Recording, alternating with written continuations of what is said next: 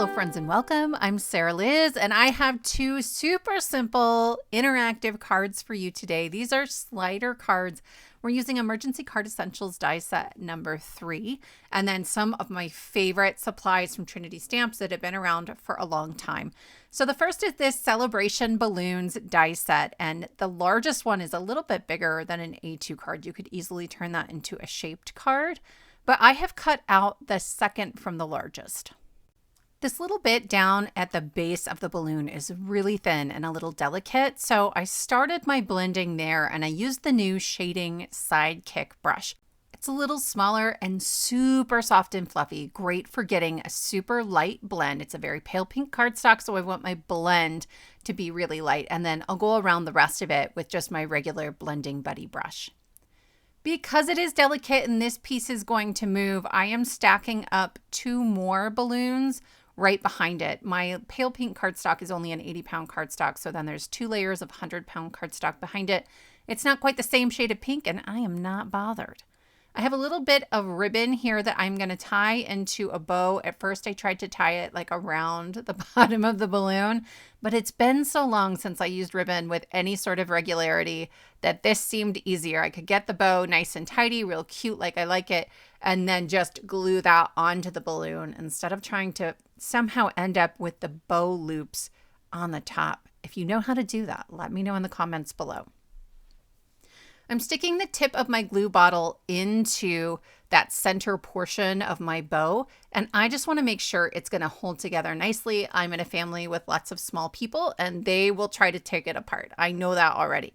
Once that's drying, I'm going to go ahead and decorate my balloon. This is great for adding little stamped images, some kind of scene. I'm using the rainbow shaker. There are 2 different dies to cut the bows of the rainbow, and this one has actually 6 different layers, and I've just cut them out from a variety of different colors. Sometimes I use all 6, sometimes I use 3, so it doesn't matter that I have all 6 bows cut out of pink. I'm gonna use them. It's gonna happen. So I'm gonna use 4 today. That seemed to fit nicely on our balloon. And then when it comes to the clouds, it has sort of a flat bottom on it, which is really great for some situations, but I wanted a fluffier cloud. So I'm just gonna butt them up against each other in the middle, and I've cut them out of some white glitter cardstock for some extra sparkle. If you are making the shaker version of this, there are lots of ways to do it. You can just cut the die that I have used here for the bows and then put some acetate in there to create your shaker. But there's another piece you can layer on top that has skinny little stripes that will go in between those bows. I like to cut it out of that same white glitter cardstock. And then you get sort of bows on the outside and bows on the inside. It's so much fun. I'll try to find one that I can link for you in the description box below if you want to see how it's used as a shaker. Then I am adding 2 little clouds to the other side. I meant to have this scooted a little more to the right, so I didn't need clouds on this side, but apparently I judged badly. It's fine. I actually kind of like that we get that little hint of cloud coming in from that side as well. I'm going to use my reverse tweezers to hold that bow on there while it dries, and we can begin working on our background. This is one of my all-time favorites from Trinity. I think it was one of the first things I ever bought from the shop.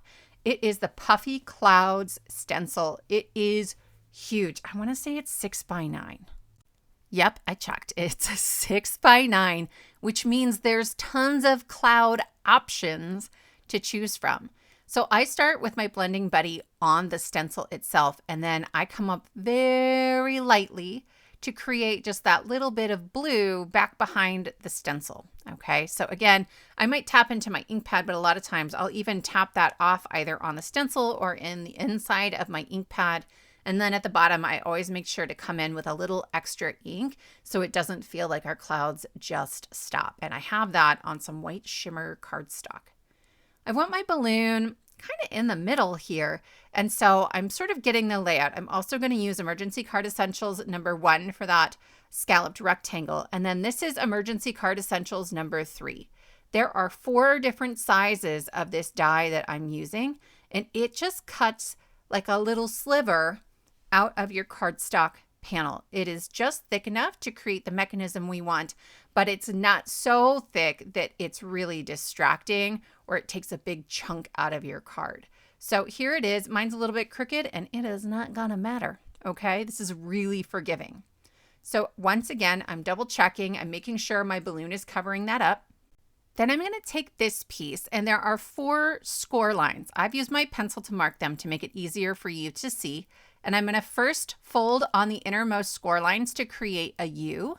And then I'll fold on the outermost score lines going the opposite direction. So there's a little accordion. There are actually 2 different sizes of this die. You can use either one for this. To me, it's kind of about which one is going to fit behind my moving object better. Since I'm using a larger object, I grabbed the larger one.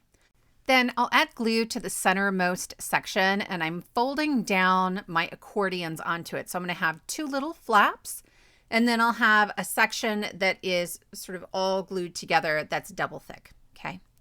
I want this to move really well, so I'm using my pickup stick, and I am just curling that cardstock like you would curl ribbon on the 2 flaps, okay? You can see it a little better here. It looks like an open book.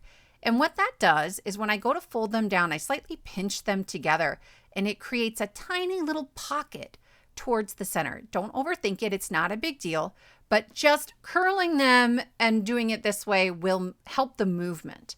Next, I am going to lay those kind of flat, and I'm putting it all the way down in the bottom position. I want the balloon to move up, so I'm pushing that down to the bottom, adding glue onto my 2 little flaps, and then placing my balloon where I want it to look when the card is in the envelope, when they first pull it out.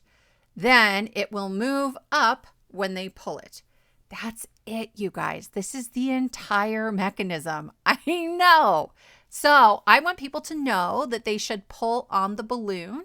So I'm using the Papercrafting Magic Stamp Set. I'm grabbing the word pull, and I'm grabbing an arrow, and I'm just going to pick those up on the door of my Misty. I did sort of some extra things to make sure that everything was going to be straight. If I'd been thinking about it, I would have stamped these before I kind of glued my mechanism together, right? In case I got it, I don't know, crooked, or I wasn't happy with it. It's easier to fix that way. But I'll stamp twice. I'm not pressing super hard. I don't want to squish out my letters. And now people will know, just pull on that balloon. Then instead of just gluing this onto my card base, I have some strips of cardstock that I have doubled up. So each of these are 2 thick, and I'm going to go around that mechanism. So I want to make sure that that sort of rectangle that needs to move can move. Nothing's going to be in the way of that. But this just creates the tiniest little bit of lift behind my card so that when you go to pull on the balloon, you don't get a bunch of resistance. It's not entirely necessary, but it's just one of those little things that will help the interaction of the card. Then I'm going to come in with my scalloped rectangle. This is for the Emergency Card Essentials die set number 1. It's intended to go with sentiments from my Emergency Card Kit series. It's 2.5 by 1.5 inches, and I didn't put foam where it's going to overlap the balloon, right? So it can slide behind it. And then in the end, I ended up doubling it up. It's 80-pound cardstock, and I wanted to make sure if the balloon hit it, it wasn't going to get damaged. This is a set of sentiments that comes free with Emergency Card Essentials die set number 1. There's a QR code on the back of the package. And I am using the tick marks to cut from the bottom to the top, but I'm leaving that header intact. So I have little flaps that are all connected. Then I rotate it and I can connect the tick marks on the side, and I have these perfectly sized sentiments. They're 2.25 by 1.25 inches. You could also stamp your favorite sentiments onto rectangles of the same size and use Emergency Card Essentials as mats, just like we're doing here. I added it with some removable adhesive. I love sending love here, like the balloon being sent into the air. You just pull on the balloon, it slides up. It's a super easy pop-up mechanism. We're going to do something similar here, but I have an extra trick or 2 to help you get bigger lift while still hiding something behind your sliding element. I am using the ice cream cone die set. This is another oldie but a goodie. I love it so much, and I wanted a really graphic look for these. The die creates some little debossed detail, like indentions in the cardstock when you run it through your machine. And so on the bottom, I am just running over the indentions. I'm not doing anything extra. But where the scoop is, that middle piece that's darker, I did lift that a little bit, okay? So I went over the line that's there, but then it's a little more rounded as you come up towards the right. I just love the look of this. It doesn't require a bunch of blending with my markers, which I'm not always great at, and I did that on all 3 colors. Next, I'm pulling in the Halftone stencil. It's a single 6x6 stencil, and it's got larger dots on the outside and smaller dots towards the middle. And so I'm making sure that the edge of my cardstock is lined up in the middle of the same row on either side. So we're really centered on here. I'm making a 4x6 card instead of an A2. So the stencil isn't really tall enough, but that's easy enough because my pattern is symmetrical. And I can just sort of move this. I'm checking to make sure it's as dark as I want. I'm going to do it dark at the bottom, moving up to lighter, but then I can just move the entire stencil, shift it up, line up the pieces I've already stenciled on the bottom, and no one will know that I was working with a smaller stencil. You can do this with any of your sort of repeating pattern stencils, and I love that. So we've got texture all over, and you can see I love this one. I just think it's so great. And then we're going to bring in the cone part of our ice cream cone die set. I love, again, the deboss detail here. I'm bringing in just whatever brown ink was left over on my brush. I probably should have checked it. A warmer brown would have been great, but we have what we have. Next, we can start assembling everything. So I'm going to start by gluing it's actually a 3 3/4 by 6 inch panel onto a 4 by 6 inch panel. I wanted that little bit of a stripe on either side. So I'm going to line that up, and then we need to cut our slice through the back of our card before we start adding on all of our die cut pieces. Your die cutting machine may be able to handle it if you had already glued down, say, the base of the cone, but I don't love that, right? I don't like accidentally squishing out some of the deboss detail in there. So I got everything stacked up on my card, and I have this sort of wonky situation going on with my scoops, which I love. And once I got it where I wanted it, I just wanted to glue the scoops together so I could work with them as a single piece. So I held them in place. I stick the tip of my glue bottle in there. I do this a lot. Once I'm happy with it, if I pick it up, I know there's no way it's going right back down where I thought I had it before. So I have those pieces laid on my card. I know I want a 2-inch sentiment circle behind the scoop. So I picked out which of the 4 dies that will cut that track based on the height of my circle. Okay. And so I'm trying to get that down as far as it will go. And I tell you what, I probably should have gone a little farther or maybe picked a slightly bigger track. I wanted to make sure I had at least a 1/4 inch at the top. I don't want this to accidentally tear if somebody pulls too hard on it. In the end, I'm very happy with how it turned out, but I might have gone to the next size bigger. I also ended up switching my tape because I wanted to make sure this was nice and straight this time. Does it matter? Not actually, just in my head, but a little more tape. So when I do that and I run it through a die cutting machine, I peel it back very carefully, just roll it back on itself, and then it doesn't tear my cardstock. I'm going to glue my cone down first, and I have a piece of dark brown cardstock that the die cuts out of the middle. I made this to match the darkest parts of that chocolate ice cream. So it's like the chocolate ice cream that's inside of the cone. Then I have that same white piece, and we're creating essentially our U and then our Z folds. I just did it differently. So you're accordion folding either side, add some glue in the middle. And I wasn't paying a lot of attention when I folded it the first time, and it wasn't super even. My pieces were overlapping in the middle.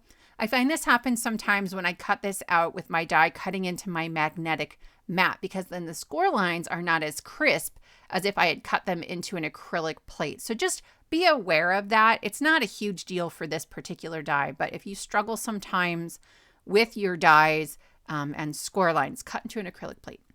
So I curled those with my pokey tool, and then I threaded them through my slot, and I'm going to add glue onto that. And I have a scrap of white cardstock. It's probably 2 inches, 1.5 inches.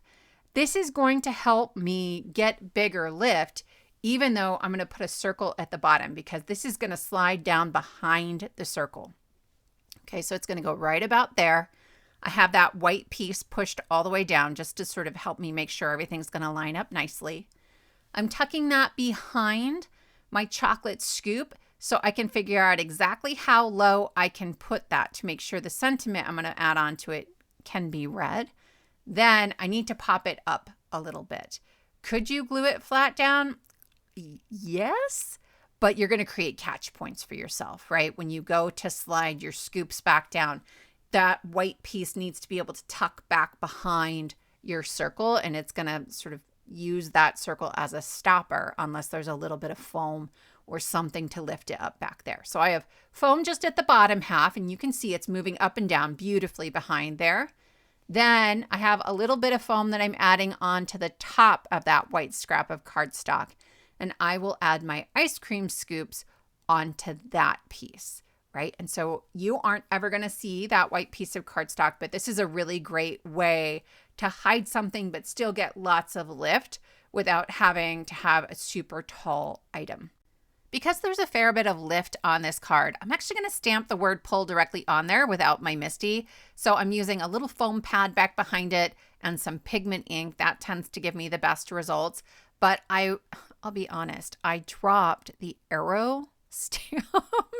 So instead of stamping that arrow, I am just going to use a marker that's similar in color, and I will draw that on there. It also lets me put it a lot closer to the ice cream than I would have dared with a stamp. Again, if I had done that before I glued them down, it'd be so much easier. I have some chocolate sauce that's going to go on top of my ice cream. There's also a cherry and a stem that you can put on there, but I want this to look nice and glossy, and we're going to add some extra embellishments on there too. So I'm using glaze and glue. It's similar to glossy accents, but a little thinner. I find it easier to get a thin coat that will also self-level, so it really kind of looks like chocolate sauce. And then I'm bringing in this new embellishment mix. It's called Sugar Smash from Trinity. They have a whole bunch of new embellishments that released in August. I will just link to all of them below, like a collection, so you can sort of browse if you want to. There's so many fun ones. This one they look like little craft roulette wheels, and I got this from Tanisa at Papercrafting. Also, this might be my craft roulette card. So we're going to use some of those, but there's also some little cookie pieces and little gold baubles and some jimmies in a variety of colors. And I will just add those on there while that glaze is still wet. For our sentiment, I am going to use one of our strip sentiments, and there are tick marks on either side. So I sort of trim it off so I can see the tick marks on both sides. I did not do a great job on the second side. I'm a little closer than I'd like, but I just line those up on the blade of my trimmer, or I could take this over to my sliding blade trimmer if I wanted, and I would know that they're perfectly straight. These are going to cut out at 1/4 inch. If you don't love that, right? If you're worried about trying to get them cut out that way, Emergency Card Essentials die set number 1 has a 1/4 inch strip die that you can use instead. But I'm usually cutting out a whole bunch at the same time, and so I just grab my trimmer for this. I will use my dies for the matte layer. There's a 3/8 inch strip die, and I've cut it out from a scrap of cardstock. It's not even the whole die, but one end has that really beautiful rounded edge. So I lined up my sentiment on that side, and then I will sort of line the die up with that strip again. So I'm going to have the same margin on either side, but I like to remove the sentiment before I run it back through so it doesn't get squashed or crooked or something like that. I just used a removable adhesive to get everything lined up. Then I'll glue the two together, and I'm using removable adhesive here just because it's habit for my emergency sentiments, but you can certainly glue it down. We're going to add some embellishments right around the edges, so it's not like I'm switching it out. Then we're going to have an inside sentiment that says, "This could have been a glitter bomb." And by inside, I mean under our scoop. And I used one of the dies from that same set. It's a 1 3/4 inch circle sentiment. And then we'll go ahead and put the card onto its base. Instead of the strips of cardstock, this time I'm just using some foam adhesive. This is 2mm foam, but only because my 1mm foam was still in the mail. That would have worked beautifully, come to think of it. You don't need much. And in fact, as long as you leave plenty of room around the slider mechanism, you don't technically need to pop that up. I just like that it moves a little better when you do. I'll add that onto my card base. It's a 4x6. So it started out as 8x6 and I scored it in the middle. And then I'm going to add some little baubles on here. I have iridescent pink bubbles. I wasn't sure at first if I wanted the pink or the silver, but in the end, I like that it goes with the pink ice cream. But here is our card. You get that great glossy shine at the top. You pull on the ice cream. It reveals our sentiment. Happy birthday wishes. This could have been a glitter bomb. Friends, I love this so much. I hope this inspires you and you'll give this a try. Thank you so much for spending your time with me, and I will see you next time.